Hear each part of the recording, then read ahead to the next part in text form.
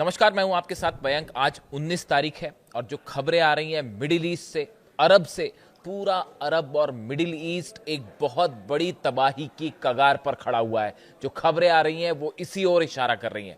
आज मैं आपसे कुछ ऐसे मुद्दों पर चर्चा करना चाह रहा हूं जो आपको जो हालात दिखाई दे रहे हैं इस समय मिडिल ईस्ट में, रूस में, अमेरिका, इजराइल, इनके पीछे, पर्दे के पीछे कुछ ऐसे खेल चल रहे हैं जो बहुत बड़े सवाल खड़े कर रहे हैं। देखिए, सबसे पहले हम शुरू करते हैं रूस से। क्या आपने ये बात नोटिस की, पिछले 3 दिनों के अंदर, खास तौर पे जब से डोनाल्ड ट्रंप चीन के दौरे से वापस आए हैं, उसके बाद से यूक्रेन की तरफ से लगातार रूस पर हमले बहुत तेज कर दिए गए हैं। मॉस्को पर हमले हो रहे हैं। एक दिन में 500 से ज्यादा ड्रोन्स फायर किए गए। 48 घंटे के अंदर 500 से ज्यादा ड्रोन्स फायर किए गए। क्रूज मिसाइल्स फायर की गई हैं। मॉस्को में रिंग ऑयल पाइपलाइन पर धमाका हुआ है, क्रूज मिसाइल गिरी है। देखिए, मैंने पहले भी आपको इस तरह का वीडियो बनाया है और यह बात आपको बताई है कि आप देखें, जब भी ईरान की तरफ से कोई एक्शन होता है या कुछ इस तरह की खबरें आती हैं कि ईरान की तरफ से कोई बड़ा कदम उठाया जाने वाला है, उसी समय रूस की किसी ना किसी ऑयल के ठिकाने पर बड़ा हमला होता है। क्या ये हमले डोनाल्ड ट्रंप के इशारे पर हो रहे हैं? बड़े सारे डिफेंस एक्सपर्ट इस बात को मान के चलते हैं कि मॉस्को पर जो अटैक हो रहे हैं, रूस की ऑयल रिफाइनरीज पर जो हमले हो रहे हैं, ये हमले डोनाल्ड ट्रंप और अमेरिका के इशारे पर हो रहे हैं और जेलेंस्की इसका मोहरा बने हुए हैं। जो हमले हुए हैं उनमें जो ड्रोन्स का इस्तेमाल हो रहा है वो तो खैर ठीक है ही, यूक्रेन की तरफ से स्वार्म ड्रोन्स का इस्तेमाल हो रहा है, लेकिन अब क्रूज मिसाइल्स भी फायर हो रही हैं और वो भी मॉस्को पे। ये सीधा सीधा इंडिकेशन है इस बात का कि डोनाल्ड ट्रंप दबाव बनाना चाहते हैं रूस को लेकर। अब आप जरा घटनाक्रम को समझिए कि कैसे घटनाक्रम होता है। पहले खबरें आती हैं कि मॉस्को के ऊपर अटैक हुआ है, अब तक का सबसे बड़ा हमला जंग के बीच का। मिसाइल्स गिर रही हैं, ड्रोन्स गिर रहे हैं। इसी हमलों के बीच में खबर आती है कि यूएई में, अबू धाबी में न्यूक्लियर प्लांट जो है अल धफरा में, बरका, उसके ऊपर ड्रोन अटैक होता है। 3 ड्रोन से स्ट्राइक होती है, उसमें से 2 ड्रोन हवा में तबाह कर दिए गए, तीसरा ड्रोन जो है उसके जनरेटर पर गिर गया। इसके साथ ही खबर आती है क्या कि इजराइल के बेत शेमेश में जो है वो सबसे बड़ी जो उनकी रॉकेट बनाने वाली कंपनी है, जो कि एरो 3 की मिसाइल्स बनाती है और रॉकेट बनाती है, उसके ऊपर हमला होता है और वहां पे इतना बड़ा धमाका जैसे कि कोई एटम बम फटा हो, इस तरह का धमाका होता है। क्या इन तीनों धमाकों के बीच में कनेक्शन है? मॉस्को पर हमले, नतीजा यूएई पर हमला, नतीजा इजराइल पर हमला। इस बात को समझिए। देखिए, ये कहानी सिर्फ ईरान और अमेरिका के बीच की नहीं रह गई है। चीन ने बड़ा झटका दिया है डोनाल्ड ट्रंप को और ये अब तक की सबसे बड़ी डिप्लोमैटिक और फॉरेन पॉलिसी की हार मानी जा रही है अमेरिका की। जब डोनाल्ड ट्रंप बीजिंग से वापस लौट रहे थे, उनका चेहरा बता रहा था कि हकीकत क्या है। दुनिया का सबसे बड़ा शक्तिशाली देश होने का ताज अब डोनाल्ड ट्रंप से चिढ़ चुका है और मैं डंके की चोट पर यह बात कहने के लिए तैयार हूं। आज हालात यह हैं कि अमेरिका हुआ करता था सुपर पावर, अब नहीं है। और ये बात जिनपिंग ने साबित कर दी है, ये बात पुतिन ने साबित कर दी है और सबसे बड़ी बात, ये बात ईरान ने साबित कर दी है। अब देखिए कहानी क्या है। कहानी ऐसी है, आप जरा देखिए, इस बात को एनालाइज कीजिए। कल हमने इस पे विस्तार से वीडियो बनाया था कि जिस तरह से अल धफरा में, अबू धाबी में बरका जो न्यूक्लियर प्लांट है, इस पर जो स्ट्राइक हुई, ये स्ट्राइक कैसे हुई जरा समझने की कोशिश करिए। 3 ड्रोन आते हैं, उसमें से 2 मार गिराए गए, तीसरा गिर गया, तीसरे ने जो है हिट कर दिया। अब ये ड्रोन कहां से आए?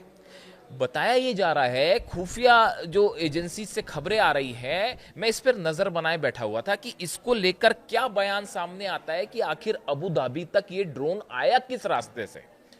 बताया ये जा रहा है कि इसने सऊदी के एयर स्पेस का इस्तेमाल किया गया इस ड्रोन के हमले पे। अब ये कैसे हो सकता है? आप खुद सोचिए। इस समय यूएई पूरी तरह से ईरान के टारगेट पर है। फुजेरा पर इतने सारे हमले हुए, इजराइल ने अपना आयरन डोम भेज रखा है। आयरन डोम क्या इस न्यूक्लियर, इकलौता न्यूक्लियर प्लांट है मिडिल ईस्ट का जो कि साउथ कोरिया की मदद से लगाया गया है और यूरेनियम जो है इसमें आदान प्रदान अमेरिका करता है। अब आप ये बताइए, क्या आयरन डोम सिस्टम जो इजराइल से आया है, क्या वो अल-दफरा में बरका न्यूक्लियर पावर प्लांट के आसपास आयरन डोम नहीं लगाया होगा? और नहीं लगाया तो क्यों नहीं लगाया? और अगर लगा था डिफेंस सिस्टम तो भी ये हमले कैसे हो गए? ये बहुत बड़ा सवाल है। सऊदी की एयर स्पेस का इस्तेमाल कैसे हुआ? क्या आप ये कहना चाह रहे हो कि हुतीज ने यमन से फायर कर दिए ड्रोन? इस जंग के हालात के बीच में जब सऊदी निशाने पर है, जब दुबई निशाने पर है, अबू धाबी निशाने पर है, और ईरान ये कह रहा है कि अगर जंग होती है हम पूरे यूएई को जला देंगे। ये बयान आया है आरजीसी के अधिकारी की तरफ से कि अगर हम पर यूएई की तरफ से हमला हुआ तो ना दुबई बचेगा, ना अबू धाबी बचेगा, और ना बुर्ज खलीफा बचेगा, पूरे यूएई को हम आग लगा देंगे। ये बयान आ रहे हैं आरजीसी की तरफ से। ऐसे समय में यूएई ने जो भारी भरकम आयरन डोम लिया है इजराइल से, उसको अपने न्यूक्लियर पावर प्लांट के आसपास नहीं लगाया। देखिए, बहुत सारी चीजें ऐसी हो रही हैं जो सामने कुछ हो रही हैं और पीछे कुछ हो रही हैं। यह हमला किसने कराया, यह अभी तक साफ नहीं हो पाया। ये हमला कैसे हुआ यूएई के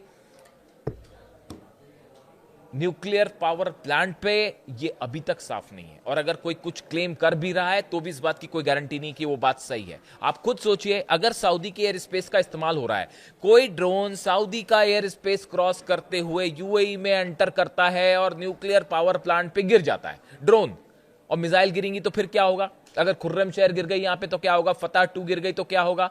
सेजिल गिर गई तो क्या होगा? तो पूरा न्यूक्लियर प्लांट टूट जाएगा, तो फिर तबाह हो जाएगा। अगर यहां पे अगर रेडिएशन हो जाता है यहां पे, तो द सऊदी खत्म, मैप से मिट जाएंगे सऊदी और यूएई और आसपास के जितने देश हैं वो। पूरा अरब जल के खाक हो जाएगा अगर यहां से रेडिएशन हो गया तो। अब आप देखिए, कहने का मतलब यह है कि ये हमले किधर से हुए किसी को नहीं पता। इराक में 2-2 बेस चल रहे हैं इजराइल के, संभवतः पढ़ा ही होगा आपने। इराक में खुफिया तरीके से इजराइल ने अपने 2 बेस बना रखे हैं, एयर बेस। और आप देखिए, कई सारी स्ट्राइक्स जो यूएई में हुई हैं उसमें ड्रोन्स इराक की तरफ से फायर किए गए। आप समझिए इस बात को, ये हमले किसने करवाए किसी को नहीं पता, सच नहीं पता। हो सकता है इजराइल ने करवाए हो सकता है यमन से आया हुआ हो सकता है ईरान से आया हुआ, बहुत सारी पॉसिबिलिटीज है। पर्दे के पीछे बड़ा खेल चल रहा है जो कि समझना होगा। हूती की तरफ से एक फायर किया गया मिसाइल, और बताया जा रहा है कि उसमें जो है अमेरिका का ड्रोन जो है वो मार गिराया है हूती ने। यानी हूती की भी एंट्री हो चुकी है। और ये भी देखिए उसी समय हो रहा है जब रूस पे हमले हो रहे हैं।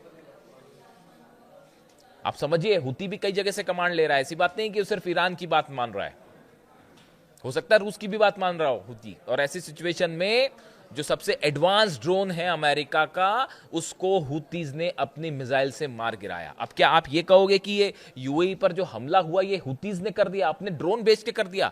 तो फिर अब जब क्रूज मिसाइल मारेगा फिर क्या होगा? ये तो बड़ी हैरान करने वाली खबरें हैं जो जिस तरह से ये खबरें चल रही हैं। अब इसके अलावा आप देखिए, डोनाल्ड ट्रंप चाहते हैं कि लवान आइलैंड पर यूएई हमला करे।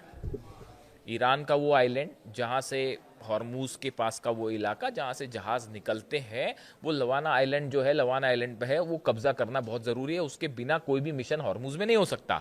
तो अब डोनाल्ड ट्रंप ये चाहते हैं कि यूएई हमला करे। पीछे से जो है थ्योरी आपने देखी होगी, कई जगह छपी है, कई अखबारों में छप गई है अमेरिका के और ब्रिटेन के, जो ये कह रहे हैं कि साहब ये थ्योरी चल रही है कि डोनाल्ड ट्रंप जो है चाहते हैं कि यूएई हमला करे, हम पीछे से मदद करें। यानी फूट डालो राज करो वाली जो नीति है, जो स्कूल में 4th क्लास के बच्चों को पढ़ाया जाता है, हिंदुस्तान में जब पढ़ाई होती है तो वो 4th स्टैंडर्ड के बच्चों को पढ़ाया जाता है कि अंग्रेज भारत आए थे, उन्होंने जो है फूट डालो राज करो की नीति अपनाई और आपस में लोगों को लड़ा के हिंदुस्तान पर राज किया। तो अब बस वैसे ही जो है वो मिडिल ईस्ट में हो रहा है कि आप सऊदी को ईरान से लड़ा दो, यूएई को ईरान से लड़ा दो, और बदले में ऑयल कैप्चर कर लो, नेचुरल रिसोर्सेस कैप्चर कर लो। और पर्दे के पीछे कितने सारे, कौन किसके साथ है यही क्लियर नहीं है साहब। कौन किसके साथ खेल रहा है, कौन किसके खिलाफ खड़ा हुआ है। सऊदी क्या करेगा इस पोजीशन में? अगर यूएई हमला करता है तो क्या सऊदी चुप रहेगा? कतर क्या करेगा ऐसे सिचुएशन में? बड़े सारे सवाल हैं जिनके कोई जवाब ही नहीं है। और हर आदमी यहाँ पे, आप किसी भी कोई भी घटना होती है आपको ये पता ही नहीं चल पाएगा कि इसकी हकीकत क्या है। वो इजराइल में जो धमाका हुआ, वो आपको क्या लगता है कैसे हुआ होगा धमाका? इतने बड़े लोकेशन पर जहां पर एरो 3 की मिसाइल्स रखी हुई हैं, उसके पास न्यूक्लियर स्टेशंस हैं, न्यूक्लियर आर्म्स रखे हुए हैं। ऐसा बताया जाता है कि जहां धमाका हुआ उसके करीब अमेरिका के जो है न्यूक्लियर वेपन्स रखे हुए हैं जहां पर धमाका हुआ। तो ये क्या एक गलती से धमाका हो गया? बिल्कुल गलती से धमाका नहीं हुआ। तो क्या हूती ने हमला कर दिया वहां पे, कि ईरान ने ड्रोन मार दिया और एक ड्रोन गिरने से वहां हमला हो गया? या फिर ये क्रूज बैलिस्टिक मिसाइल या क्रूज या किसी तरह की बैलिस्टिक मिसाइल का अटैक था? क्या इजराइल पर यह हमला मॉस्को का बदला था? आप समझिए इस बात को कि मॉस्को में जो कुछ घटनाक्रम हो रहा है, ये सब चीजें जुड़ी हुई हैं। आप इसको आइसोलेशन में नहीं देख सकते। क्या इजराइल में धमाका मॉस्को में किसी हमले का बदला था? क्या यूएई के न्यूक्लियर पावर प्लांट पर हमला करके यह संदेश दिया गया कि आप मॉस्को में ऑयल ठिकाने जलाएंगे तो बदले में आपके न्यूक्लियर प्लांट्स खतरे में हैं? यूएई के न्यूक्लियर प्लांट पर हमला होना और इजराइल के उस स्थान पर हमला होना जहां पे न्यूक्लियर वेपन्स होने की संभावना है, एरो 3 रॉकेट्स होने की संभावना है, ये कोइंसिडेंस नहीं है, ये वेल प्लान्ड अटैक थे इजराइल और यूएई पे, और हो सकता है कि ये मॉस्को का बदला था। अब ये जंग डोनाल्ड ट्रंप वर्सेस पुतिन की जंग हो चुकी है और जिनपिंग का कहना ऐसा है, हम ईरान का साथ नहीं देंगे। जिनपिंग ने सीधा इंटरफेरेंस से मना कर दिया है, लेकिन पुतिन और ट्रंप के बीच में एक बड़ी जंग छिड़ी हुई है। नवंबर में चुनाव होने हैं, मिड टर्म जो होते हैं, जो डोनाल्ड ट्रंप को उस चुनाव का सामना करना है, और डोनाल्ड ट्रंप की पॉपुलैरिटी जो है वो बुरी तरह से नीचे गिर चुकी है, उनकी रेटिंग बुरी तरह से नीचे गिर चुकी है। और अगर वो यहां हमला ना करें तो वो चुनाव हारना उनका वहां तय है। इतनी बुरी स्थिति में है डोनाल्ड ट्रंप। तो उनको अब देखिए, अमेरिका में जो राष्ट्रपति हमला करता है और जीत जाता है, वो वहां भी चुनाव जीत जाता है, क्योंकि वो वेपन्स बिक जाते हैं। तमाम इस तरह की थ्योरीज हैं, आप समझ सकते हैं। बड़ा डेवलपमेंट है मिडिल ईस्ट में। कम से कम 25 ऐसे प्लेन्स देखे गए हैं रडार्स पे जो कि मिडिल ईस्ट से अमेरिकन सोल्जर्स को लेके यूरोप की तरफ बढ़ गए हैं। वजह क्या है? हर उस लोकेशन से अमेरिकन सोल्जर्स को हटा लिया गया है जहां पर ईरान हमला कर सकता है। यह सबसे बड़ा संकेत है इस बात का कि जल्दी ही अटैक होने जा रहा है। पिछली बार जिस तरह से बेस जले, 16 बेस तो पूरी तरह से तबाह थे। तो अब फिर से कहीं ऐसा हमला ना हो, अमेरिकन सोल्जर्स की कैजुअलिटी होगी बिल्कुल, वो तो छोड़ेगा थोड़ी ईरान। तो ऐसे हालात में पहले उनको हटाने का काम शुरू हो गया कि कहीं अमेरिकन सोल्जर्स यहां ना मारे जाएं, तो उन्हीं जगह चीजों को रखा जाए जहां से अटैक करना है। तो ये एक बड़ा मूवमेंट है। उसके अलावा जो 5th फ्लीट है बहरीन में, जिसका हेडक्वार्टर है, जो पूरी तरह से तबाह किया गया था, वहां फिर सही किया गया। अब वहां पे बताया जा रहा है कि दूसरा एयरक्राफ्ट कैरियर भी जो है अमेरिका का, उसके आसपास 5th फ्लीट में शामिल हो चुका है। तो ये भी एक स्ट्राइक की जो है सामने की सीधी सीधी बात है। इसके अलावा देखिए, डोनाल्ड ट्रंप और नेतन्याहू के बीच एक हफ्ते में 2 बार फोन पर बात हो गई है, और जो पिछली बात हुई है, बताया जा रहा है कि उसमें यह प्लान तय हो चुका है कि अब क्या करना है। डोनाल्ड ट्रंप की सिचुएशन रूम में बड़ी मीटिंग है अपने अधिकारियों के साथ, जिसमें इस प्लान पर फाइनल मोहर होगी कि किस तरह से ऑपरेशन करना है। क्या खार्ग आइलैंड पर ग्राउंड ऑपरेशन करना है? क्या यूएई को आगे रख के हमला करना है? क्या नेतन्याहू के ऊपर छोड़ दिया जाए कि वो हमला करें, पीछे से बैकिंग की जाए? इस तरह की तमाम चीजें हैं, हो रही है, इस तरह के तमाम प्लान है। लेकिन ईरान की तरफ से एक ही प्लान है। ईरान की तरफ से प्लान बड़ा साफ है कि अगर ईरान पर हमला होता है, पूरे अरब देश एक बार फिर जलेंगे, 12 के 12 देश फिर जलेंगे। सब पर मिसाइल्स लोकेशन करके तैनात कर दी गई है। मिसाइल्स, जो इंफॉर्मेशन मेरे पास है उसके मुताबिक, कितनी मिसाइल्स कौन से देश पर गिरेगी, किस लोकेशंस पे गिरेंगी, वो सब का सब तय है। और इस बार पिछली बार से ज्यादा भयानक हमला होगा, क्योंकि ये बताया जा रहा है, डिफेंस सर्कल में इस तरह की चर्चा है कि अमेरिका जब भी हमला होगा, वो एक बार में भयंकर हमला होगा। हमने देखा पिछली बार की एक मिसाइल का एक वेव आती थी, एक लहर आई, हमले हुए, फिर रुक गया, फिर रात को दूसरा हमला हुआ, फिर अगले दिन हमले हुए। इस बार ऐसा नहीं होगा, शायद ऑल आउट वॉर एक साथ होगा। नतीजा यह है कि ईरान की तरफ से पलटवार भी ऑल आउट हो सकता है। यानी हालात बेहद। और देखिए, दूसरी चीज मैंने जहां से शुरुआत की थी कि यहां पे अभी जो हालात है, मॉस्को पर हमले हो रहे हैं, क्या डोनाल्ड ट्रंप के कहने पर हमले हो रहे हैं? क्या मॉस्को पे हमले का बदला यूएई की तरफ से, यूएई में धमाका करके मैसेज दिया गया, इजराइल में धमाका, बेत शेमेश में धमाका करके दिया गया? बड़े सारी चीजें हैं। सऊदी अरब की क्या भूमिका होगी, यूएई की क्या भूमिका होगी, कतर का क्या स्टैंड होगा? एक मैप जारी कर दिया अमेरिका ने, जिसमें दिखाया गया कि ईरान पर सब 12 देशों की तरफ से आसपास से हमला होगा। कौन सा देश किस भूमिका में होगा, कुछ भी क्लियर नहीं है। इसीलिए बार बार मैं कहता हूँ, इसीलिए बार बार मेरा हमेशा ये बात, कई लोग मुझ पर सवाल भी उठाते हैं कि ये जितने बीच में चीज़ें हैं और जितने नेता इन्वॉल्व हैं, उसमें सिर्फ एक ईरान के सुप्रीम लीडर थे अली खामेनी साहब। जो मन में था वही बात उनकी जुबां पे होती, जो दिल में था वही बात जुबां पे होती। वो ना सुबह कुछ और शाम को कुछ और, वैसे वाले लीडर थे ही नहीं वो। आप उनकी पिछले 30 साल की स्पीचेस उठा के, मैंने तो जब से वो 1980 के बाद से उनकी स्पीचेस, जब वो सुप्रीम लीडर नहीं बने थे उसके पहले की भी कुछ स्पीचेस हैं, वो तब से उठा के मैंने उनको खंगालनी शुरू कर दी। आप उठा के देख लीजिए, हमेशा उन्होंने हर बात एकदम साफ गोई के साथ कही। वो इस बात को जानते थे कि सऊदी और ईरान को लड़ा के राज करने की कोशिश अमेरिका की हमेशा से रही है, और ये बात वो हमेशा समझाते रहे। हमेशा उनकी अपील रही कि जितने मुस्लिम इस्लामिक कंट्रीज हैं वो एक रहे, तभी मिडिल ईस्ट सेफ होगा। कब से ये बात कह रहे? 30 साल से वो इस बात को कह रहे। और वो एकमात्र नेता ऐसे थे जो उनके कभी ऐसा उन्होंने स्टैंडर्ड्स अपने ऐसे नहीं किए कि कह कुछ रहे और कल कल कर कुछ रहे। उन्होंने हमेशा वो किया जो वो बात को कह रहे थे। इसीलिए मैं हमेशा ये कहता हूँ कि इन हालात के बीच में जब ये ऑयल के लिए जंग देखते हैं आप, मिनरल अर्थ जो है, रेयर अर्थ मटेरियल, इसके लिए जो है हत्याएं हो रही हैं। 168 बच्चियों की हत्या हो गई। फिलिस्तीन में 30,000 से ज़्यादा बच्चों को आप मार चुके हैं।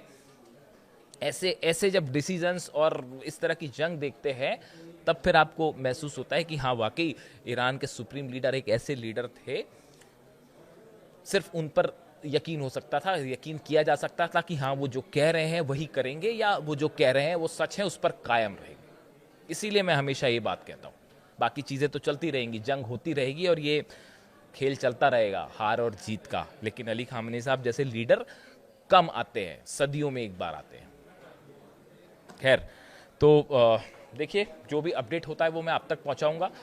हालात ये हैं कि अगले 24 से 48 घंटे में ये बात तय हो जाएगी कि ईरान पर स्ट्राइक कब होनी है, और जो भी अपडेट होगा आप तक पहुंचाऊंगा। वीडियो कैसा लगा कमेंट करके बताइए।